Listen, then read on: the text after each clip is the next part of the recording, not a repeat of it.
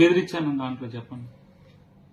SP గారు మీరు ఒకసారి చూడండి, నేనేం బెదిరించాను అంటే ఆయన నన్ను ఏమైనా రచ్చగొట్టేసి మా మేయర్ గారి భర్తను ఆయన ఏం తమాషాలు చేస్తున్నావా, తమాషాలు చేయబాకని మాట్లాడచ్చు.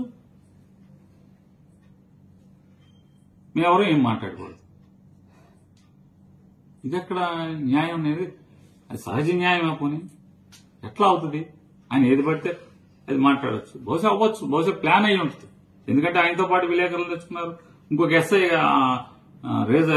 ఏఆర్ఎస్ఐ గారిని కూడా స్పెషల్ పార్టీ అంటున్నారు.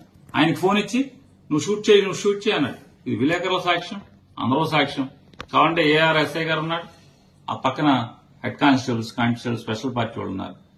షూట్ చేస్తుంటే ఆయన ఆ ఫోన్ పెట్టి ఏం సుబ్బన్న గారు మీరు నోటీస్ ఇస్తే మీరు ఎందుకు రాలేదు? సార్ నేను వచ్చాను సార్, రాపోతాం ఏంటండి, నోటీస్ జైల్లో పెట్టుకొచ్చాను, 4 సార్లు వచ్చాను స్టేషన్కి, సిఐ నబీ దగ్గర ఒప్పుకున్నారు కదా అని సుబ్బన్న అన్నాడు.